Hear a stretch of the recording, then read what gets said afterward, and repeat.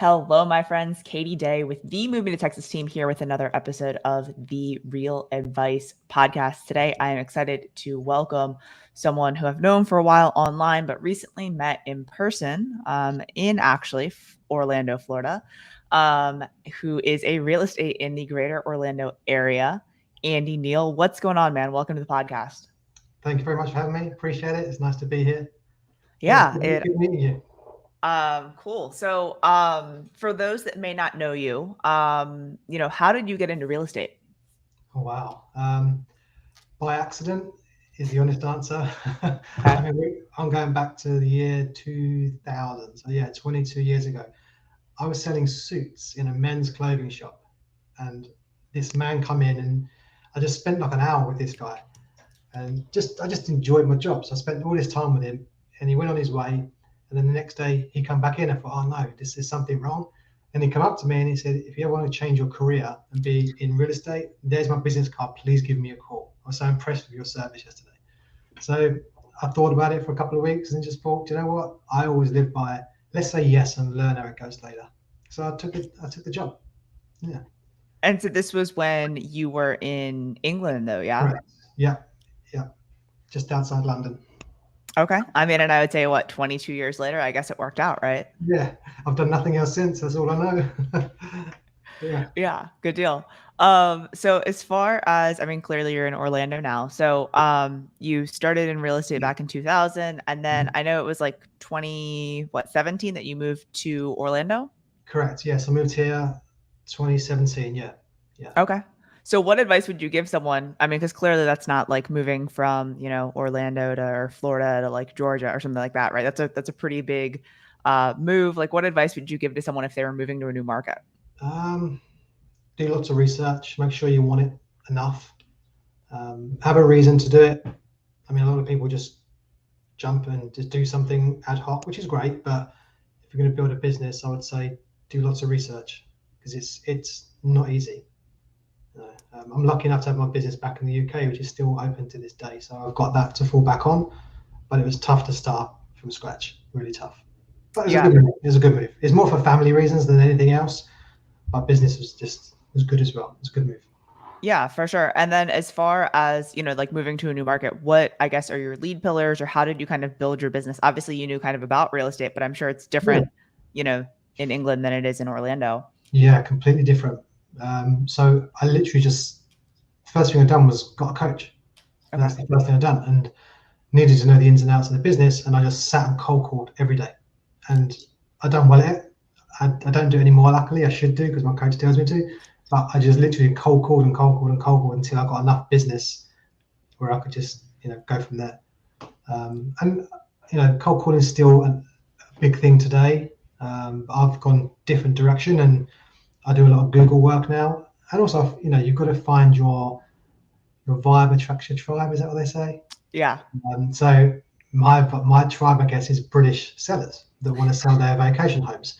So Okay. I realised last year when we was at Summit, actually, find something to nail down on, and I found that niche, and I've done really well from that to date. So that's my sort of niche, is going after those people. Well, and so I guess, I know we've had other Orlando guests on and people really that are in kind of second home markets or, vacation areas or things like that. So like, obviously the sellers, that's great, but like, does your team deal with a lot of buyers in those second home markets? I know some people say it's kind of difficult because like, their sense of urgency isn't as big because it's like, oh, it's a second home or it's a vacation home or it's an investment property. Do you all see that? Yeah, we do. I've actually dealt with quite a few out-of-state buyers Yeah. recently coming to Orlando for their second market.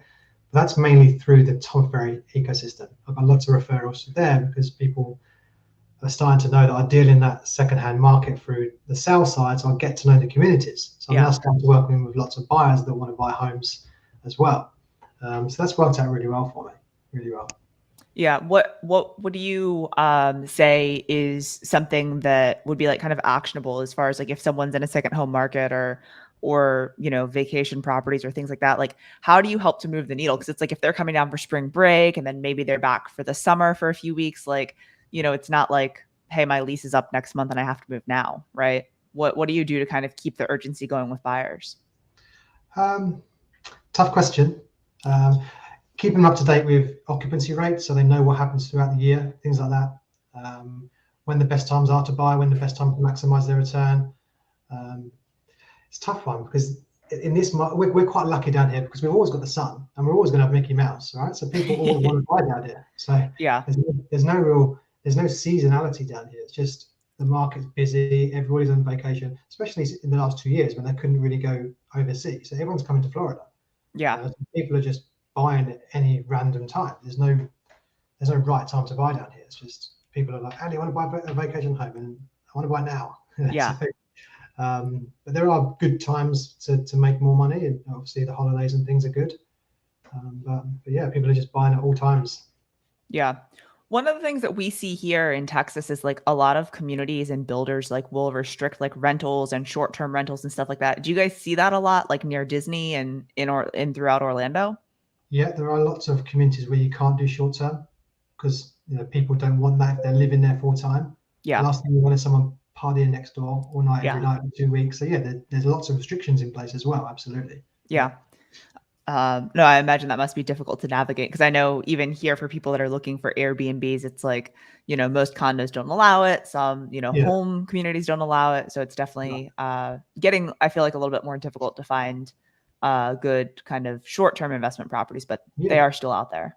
they are. And even today, I've got a guy that I met through the ecosystem that's coming down on Friday, and I found like 15 to 20 homes, but 90% are fully booked, so we can't get in to see them.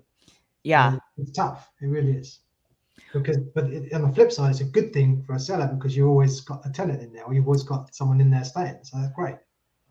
Well, and so I guess one of the things you said is like you represent a lot of sellers that are looking to say, hey, like let me cash out some money from this property. Is there Yeah. anything different that you do to market it? Because like obviously if it's a short or long-term rental and there's someone staying there, like do you get like videos and pictures so that people can still see it until they go under contract? Or what are some things that you guys do? Yeah, most of the ones I'm selling, I've been lucky enough that there's been no bookings. So the house is Okay. just vacant and I can go and do a really cool video and send it out and sell it. It's quite nice to sell it as is with all the furniture because it's more attractive to an investor. Yeah, for sure. They haven't got to spend money to furnish it. So most of my listings have been really nice, and I've been able to do nice videos. I've hired a videographer, and they've sold really quickly. There's been no problem selling them at all. Yeah. That's quite cool. Yeah, no, that's awesome. So I know that you also expanded, I guess, I don't know if it's your team or your brokerage to Fort Myers as well. Is Yeah. it brokerage team, both? Yeah, so the brokerage owns a company in Fort Myers called Maxim Realtors. And then we bought that in 2018 with about 65 or so agents down there. And then we formed Maxim Realty Orlando in 2018. Yeah, 2018 as well. No, 2017, beg your pardon. But we changed names. We bought with the Orlando business come first. We then bought the Maxim one and then rebranded all of it to the same thing. Yeah. But it's mainly part owned by my UK company as well. So it's a big whole collection of companies. Yeah. A lot of paperwork sounds like. Yeah, absolutely. Keeping all the names straight. Lots of work in general. 5 hours in front of us, so I have to get up super early to work with them. Oh yeah, in the UK. So you've been in real estate now for 20 plus years. You've seen cyclical markets. You've seen different things. I guess obviously in different countries and things like that. What advice would you give to an agent that maybe has perhaps plateaued in their career and really wants to take it to the next level? Just go back to basics. One of the things I see, the frustration I see, even today, when I mentioned this buyer, I'm trying to arrange showings. No one picks up their phone. Don't ever get too big that you can't pick up your phone. It's infuriating. So go back to basics. Speak to as many people as you can. You don't know who's selling. Don't take anything for granted in this business. And work hard. Right? We've all got the same 1,000 minutes in a day. Let's just use them wisely. Right? Get up, go to work, and you get out of it what you put into it. Seriously do. You've got to make sacrifices to make. This is a full-time business. It's not a part-time business. And don't be scared to make some cold calls. Yeah, we're going to get shouted at, but they can't punch you through the phone, right? So I'd say go back to basics and just reevaluate your business and make sure that all those things you had in place before are back in place again and they're working well. So you mentioned cold calling a few times. So Matt Beret, Brit Yeah, Bear cool. Brit in Bear. Scottsdale. Yeah. So I was laughing with him the other day. We recorded an episode of the podcast, and he was saying that he does a lot of cold calling, especially like second homeowners and Right. non-owner occupieds, and just different things that he's calling people that he's never talked to before. And I asked him, so I'll ask you the same question: do you think that your cold calling success is better because you get on the phone with an American and they hear your accent and they just want to listen to you, talk more? See, I don't think so. I think it's worse because a lot of people say to me, "You speak really fast," and I do speak fast. I know that, but I think a foreigner has a disadvantage to an American, in my opinion. Okay. But other He, people say, some people do say, "I love your accent," yeah. but I don't know. At I least guess, then you can like maybe get them to laugh. You're talking about accents, and then you're like, yeah, okay, let me sell your house. I guess it opens a conversation. It catches them rather than the same accent all the time, maybe. Yeah. So, and if it's female, I really put the accent on stronger because they like it more. That's hilarious. I love it. Um, so what would you say are the main differences between real estate in the UK and then real estate here? Massive difference. There's no buyers agents in the UK, Okay. and the commission we get 1% if we're lucky, and there's agents out there that do 0.5%. It's crazy. It's but because there's no buyers agents, you sell more volume, right? So I mean, we would sell between 500 and 700 homes a year in the UK, but there's lots of volume. There's lots of volume, but there's less income. So do buyers just go unrepresented, or the Yep. listing agents kind of doing all of the work, or what is that? Yeah, so a buyer will go to they could look on like the equivalent of Zillow, which is called Rightmove, and they'd go on there and they'd find 10 homes. They might be listed with 10 different agents. So Yeah. they'd contact 10 different agents and say, "Hey, I want to see this house," and they'd meet 10 different agents in one day. Yeah. Yeah.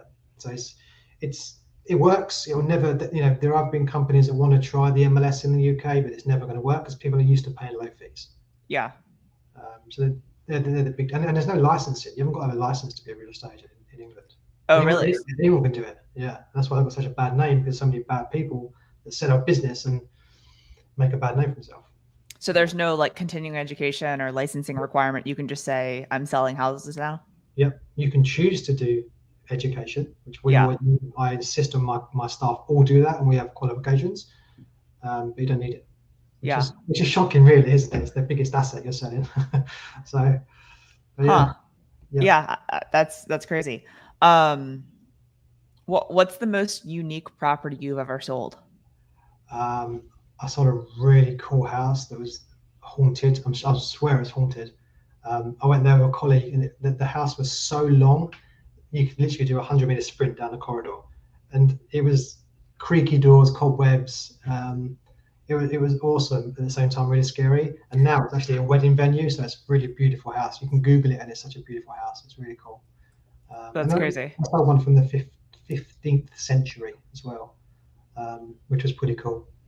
Yeah, so some really cool homes in England. Yeah. And then you move to Orlando and it's like, People say to me, "Oh, this house is really old. It's like built in the 80s." Yeah, okay. that's funny. I mean, but hey, that's kind of old for Florida, right? Yeah, it is. Yeah, I guess so. I guess it's old for America, right? Yeah. Yeah. That's funny. Um, what would be a book that you would recommend to read? I know I've got a few that I read probably like once or twice a year, every so often. Do you have any books that you Yeah, really enjoy? I'm just reading the Slight Edge from Jeff Olson. Okay. That's really good. Um, and I think like everyone, we like Gary Keller's Millionaire Real Estate Agent. That's quite cool. And I've got one here actually. Which one have I got here? I'm reading this one right now as well. Big Money Energy by Ryan Serhant. I'm actually reading that one right now too. I like that one. Yeah, he's good. And his other one as well. The first one he wrote was really good. Yeah. I'm not a massive reader, to be honest. I get bored halfway through, so I don't read many books. But the slight edge is really good if you want to, train your mind to think that extra. The Jeff Olson one, that's really good. I think Tom Ferry recommended that at Summit as well. Okay. Yeah. I'll write that one down. I always end up where I'll start a book and then the other day I lost one of my books. I don't know where it went. So I think I took it somewhere and left it. Okay. But I've been reading Big Money Energy. That's one. And I've been reading The Purple Cow. It's actually on my desk. Purple Cow. Cool. I've heard of that actually. Is it by? It's by Seth Godin, right? Yeah, yeah, Yeah. yeah, Yeah. I need to read that one. That's supposed to be quite good. yeah. No, it's good. I think it's like, at least for me, as I'm going through it, it's like making me think more about like marketing and your messaging and stuff Right. like that. So I think that, some of it does apply to kind of what we do, some of it doesn't, but I think that it's a good, it's a thinker, and it's Yeah. not that many pages. So it's been a pretty easy read so far. So Okay. I'd recommend it. I will take your recommendation and I'll get it for sure. Yeah, I ended up purchasing it after the I guess was it Summit last year? Yeah, what's on it? Yeah. Yeah, I ended up purchasing that and a bunch of other books, and I didn't really start watching or reading any of them. There you go. Andy, if you were not a real estate agent, what would you be doing with your life? Well, I always wanted to be a soccer player, right? Always. That's my dream. I probably wouldn't have made it, but I wanted to be a fireman. I really was keen to be a fireman when I was younger, and it's only the fact I got a back injury when I was 16 that I probably didn't follow through with it. But yeah, I'd like to be an American cop. That'd be quite cool. But I'm not a citizen, so I can't be. But otherwise, I think I'll probably be a fireman. Yeah, Okay, yeah, I like it. yeah. I like the adrenaline of doing things, the Yeah, risky stuff. That's quite cool. Yeah, and yeah, saving people. That'd be awesome. yeah. But What would be one thing that you would give as far as like one piece of advice to someone that's just starting out in their real estate career? hire a coach and be coachable and do what you're told. I think that's probably the better advice than hiring the coach. The being coachable is Yeah, so difficult. I feel like yeah. every agent starting out with a coach, it takes you a couple weeks to actually start listening to what they're saying. It does because even when I started out, mistakes I made. I mean, I thought I knew everything. I've been doing it 3, 4, 5 years. Even when I set my own business up in 2009, I thought I've got my own business. I know more than that guy. But you don't. You learn every day. So don't be afraid to learn new things and ask people. Be coachable. Go to people and ask. I know people that have been doing it half the time I have, and they're much better agent than me. Some people are really good at what they do, so you learn from those people as well. Yeah.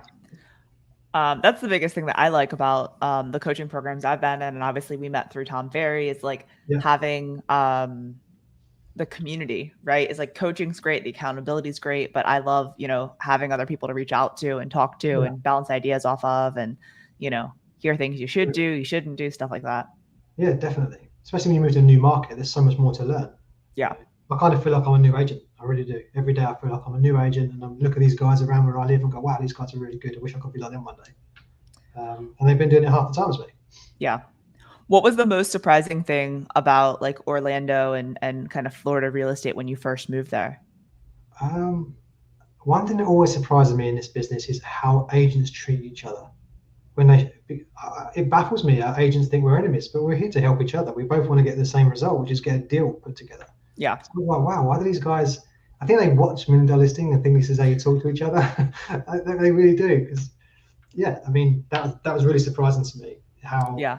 it's really dog eat dog. When I get it, we're all salespeople. We all want to be top of the charts, and we all want to say we're top producers. But ultimately, if you help more people, you're going to get further in life. Yeah. Well, and that's not something you have to deal with in England because there's no one on the other side of the transaction. Right. Yeah. The only people you deal with over there is other agents because you go and pitch a listing and it's really Yeah. dog. Yeah. Otherwise, yeah, it can be. But then we do have chains. So in England, you find these things. You have a chain. So you have it's like having 10 contingent sales in one chain, and they've all got to go together to get to the result at the end. So if one cancels, they all cancel. So you don't really get over here. Yeah. Yeah. Yeah. Hmm. So that's different. That's the biggest difference over there is that you don't really make an offer and say I want to close in 30 days. It depends on your buyer and their buyer and their buyer and where this person's moving to eventually. So that's a big difference. What's the longest amount of like concurrent transactions that you had in order to get one closed? I think we've had one about 10 or 11 before. Oh my goodness. It's a headache. And don't forget, they take about 3 months on average from offer to close it in England. Okay. Because you've got two lawyers on either side. And if you've got that times 10, there's so much people involved. It's crazy. And Yeah, attorneys, it's always way more words than you need to get anything done, you know? absolutely. It's so simple over here, and it's correct. It should be. Yeah, So yeah, I much prefer over here for that's sure. interesting. Yeah, Um, wow. No, I can't like I think the most I've ever had was like 4, or 3 yeah, maybe of like this home had to sell for, like yeah. three transactions, but never 10. That's unreal. Right. It is, and it's hard, but it's really good because it teaches you to so many problems come up to overcome. It's really taught me a lot. There's doesn't phase me when I get a bad inspection report coming because it's just you just deal with it. Yeah. I've done it for so long; it's just second nature. So I enjoy doing that. It's a challenge. Yeah. Can't always save a deal, but there's always a way around it. Yeah. Huh. Living in Orlando, how often do you go to Disney? Too much. Do you? Okay. We Because you are have kids, Disney. right? Yeah, I've got two boys, so we have got annual passes. Okay. But I say that we haven't been much this year because it's just so busy. So Yeah. we want to go, and I'm not queuing up for 2 hours to do a ride, But we have to if we want to go. And the kids Yeah. go, "Yeah, let's go Disney." So you just do it for your kids, don't you? But yeah, we do go a bit too much. I must admit. Well, I mean, it's close by. It's not like it's not like you have to take a flight and book a Right, hotel and all exactly. that. So, It's so close I can hear the fireworks every night. oh, really? Yeah, that That's close. cool. Yeah, That's it's very really. cool. Awesome. Well, I will hit you with one last hard-hitting question. Oh man. If it were your last meal on Earth, what would you be eating? That's, do you know what? Don't laugh. It's called a Flo's fillet from Longhorn Steakhouse. They do the best fillet ever with broccoli. Yeah, steak and broccoli for me. Okay. Yeah, with a Bud Light, kind With of a a bit of Bud a light, Light. I'm a bit of a lightweight. So Bud Light. Well, if it's Yeah, your last meal, I mean, you could drink whatever you want. yeah, No one's yeah, gonna judge you. yeah. Be that for sure. Cool, Andy. Well, I appreciate your time so much. Thank Likewise. you for spending some time and imparting knowledge on everyone. If someone doesn't follow you online, where's the best place for them to find you? Well, all my accounts have lately been hacked. So Instagram, I've got a new one called Andy Neal 09. So you Okay. can follow me there. But yeah, that'd be great. I'd love some more followers. So thank you. Awesome. Well, Andy Neal 09, go find him on Instagram. Andy, again, thank you so much for your time, Thank and you. I can't wait to hopefully see you soon. It was a pleasure. Thanks very much. Take care.